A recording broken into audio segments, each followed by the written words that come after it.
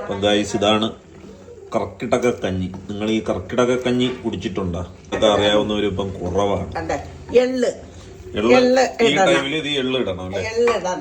നമ്മൾ നേരത്തെ എണ്ട കാടും പടലും എന്ന് വെച്ചാൽ ഔഷധ ചെടികൾ അതിന്റെ ചാറ് ഫൈനൽ. അത് എല്ലാം കൂടെ ഇടിച്ച് പിഴിഞ്ഞ് ആ ചാറ് കണ്ട അതങ്ങോട്ട് ഇളക്കിയാണ് നല്ല പച്ച കളറാവും. കഞ്ഞിക്ക് പച്ച കളർ. ഓക്കെ. അല്ലെങ്കിൽ മിക്സിയിൽ അടിക്കാം. മിക്സിയിലെത്തി ജീരകവും ചുവന്നുള്ളിയും തേങ്ങാപ്പാലാണ് ഇപ്പോൾ തേങ്ങാപ്പാല്.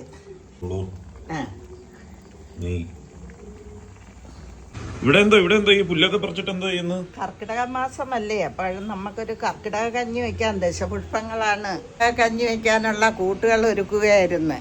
എല്ലാം കഴുകി റെഡിയാക്കി എല്ലാം നിരത്തി വെച്ചിട്ടുണ്ട്. മുക്കൂറ്റി, ചെറുപുള നോക്കട്ടെ. ഇതെല്ലാം ഇവിടുന്ന് പറിച്ചാണോ? ഇവിടെ മുറ്റത്ത് കിടക്കുന്ന തന്നെ ചെറുപുള. ഉഴിഞ്ഞ ഇലയെല്ലാം എടുത്ത് കഞ്ഞിക്ക് ഇടിച്ച് പിഴിഞ്ഞെടുത്ത്.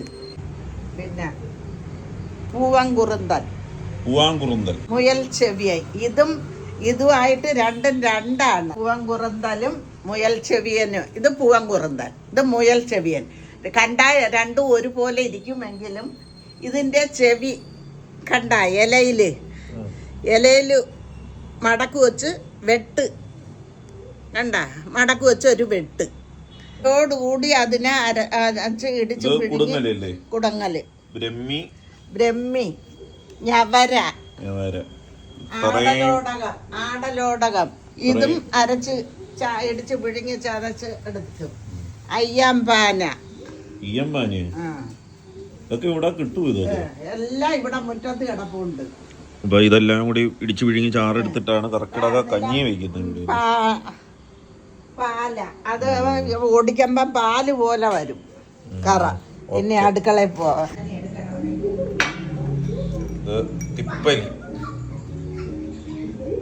തിപ്പലി കണ്ടിട്ടുണ്ടോ? തിപ്പലി, ഇതാണ് തിപ്പലി. ചുക്ക് ഒരു ചുക്കിനും കൊള്ളത്തില്ലെന്നൊക്കെ പറയില്ല, അതാണ് ഈ ചുക്ക്. ചുമന്ന അരി ഉണ്ടാ. ഈ അരി എവിടെ നിന്ന് വാങ്ങിച്ചു? ഇത് അങ്ങാടി കടയിൽ കിട്ടും. പിന്നെ സ്പെഷ്യൽ അരി ഞവരേരി എന്നാ പറയുന്നത്. ഇതിന്റെ പേര് ഞവരേരി. അല്ല പച്ചാലും ഊത്തി വെച്ചാലും കുഴപ്പമില്ല.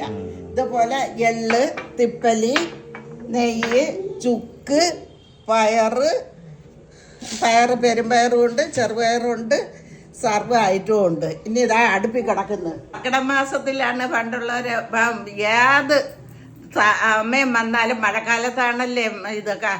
അപ്പോഴും പേതി ഇളക്കണം. ആദ്യം പേതി ഇളക്കണം. പിന്നെ 10 ദിവസമെങ്കിലും ഈ കഞ്ഞി കുടിക്കണം. അപ്പോൾ വ്രതത്തോടു കൂടി ആയിരിക്കണം ഈ കഞ്ഞിയൊക്കെ കുടിക്കേണ്ടത്. ഇതുമാണ് കണ്ട. ഇതിൽ ഇനി ആദ്യം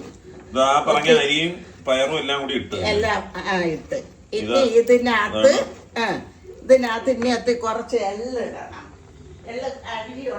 ഇതാണ് കർക്കിടക കഞ്ഞി. നിങ്ങൾ ഈ കർക്കിടക കഞ്ഞി കുടിച്ചിട്ടുണ്ടോ? ഇതെന്തുവാണ് സംഭവം? ഇതൊക്കെ ഉണ്ടാക്കാൻ അറിയാമോ? നമ്മൾ ഈ ചിക്കൻ കുഴിമന്തി അതൊക്കെ അല്ലേ ഇപ്പം എല്ലാവർക്കും ഉണ്ടാക്കാൻ അറിയാമോ? ഇങ്ങനത്തെ ഐറ്റംസ് ഒക്കെ ഉണ്ടാക്കാൻ അറിയാവുന്നവരും ഇപ്പം കുറവാണ്. ഈ ടൈമിൽ ഇത് എള്ള് ഇടണം അല്ലേ? അത് അരിഞ്ഞ് ഇറക്കാറാവുമ്പോഴേ ഈ ചാറ് നമ്മൾ നേരത്തെ എണ്ട കാടും പടലും എന്ന് വെച്ചാൽ ഔഷധ ചെടികൾ അതിന്റെ ചാറ് ഫൈനൽ. അത് എല്ലാം കൂടെ ഇടിച്ച് പിഴിഞ്ഞ് ആ ചാറ് കണ്ട അതങ്ങോട്ട് ഇളക്കിയാണ് നല്ല പച്ച കളറാവും. കഞ്ഞിക്ക് പച്ച കളർ. ഓക്കെ. ഇനി ഇതാ അവസാനമായിട്ട് തേങ്ങാപ്പാല്, ചുക്ക് ചേർക്കണം. നല്ല ജീരകമാണ്. പിന്നെ ജീരകം, ചുക്ക്, നാളികേരം ചുരണ്ടി വെച്ചേക്കാണ്. ഒരു മുറി തേങ്ങയും ഇടും. അല്ലെങ്കിൽ മിക്സിയിൽ അടിക്കാം. മിക്സിയിലെത്തി ജീരകവും ചുവന്നുള്ളിയും. പിന്നെ വേറൊരു കാര്യം, നമ്മുടെ ഈ ഒരു അരി വേവിക്കുന്ന അതിന് മുമ്പേ ഉള്ള ചെറിയ പ്രിപ്പറേഷൻസ് ഒക്കെ ഉണ്ട്. അതിൻ്റെ തലേന്ന് രാത്രിയെ ഈ ഒരു അരി വെള്ളത്തിയിട്ട് വെച്ചിരിക്കണം. ഞവര അരി എന്നാണ് പറയുന്നത്, അങ്ങാടിക്കടയിലൊക്കെ വാങ്ങാൻ കിട്ടും. ആ ഞവര അരി തലേ ദിവസമേ വെള്ളത്തിലിട്ട് ഇങ്ങനെ വെച്ചിരിക്കണം. എന്നിട്ട് അടുത്ത ദിവസം വേണം ആ അരി എടുത്ത് വേവിക്കുക. അരിയും പയറും എല്ലാം കൂടി ഇട്ട് വെള്ളത്തിലിട്ട് തിളപ്പിക്കുക. ഈ പരുവാകുമ്പം പിന്നെ ബാക്കി നമ്മുടെ വീഡിയോ കണ്ട കണക്ക് ആ ഇലയുടെ ചാറുകളും എല്ലാം ഒഴിച്ച് സെറ്റാക്കുക. അപ്പം കർക്കിടക മാസമായിട്ട് എല്ലാവരും ഒന്ന് വീട്ടിൽ ട്രൈ ചെയ്യുക. നമ്മുടെ ഈ ഒരു വീഡിയോ കുറച്ച് പേർക്കെങ്കിലും ഉപകാരപ്പെടും എന്ന് ഞാൻ വിശ്വസിക്കുന്നു. Space Sukesh Kumaran signing off.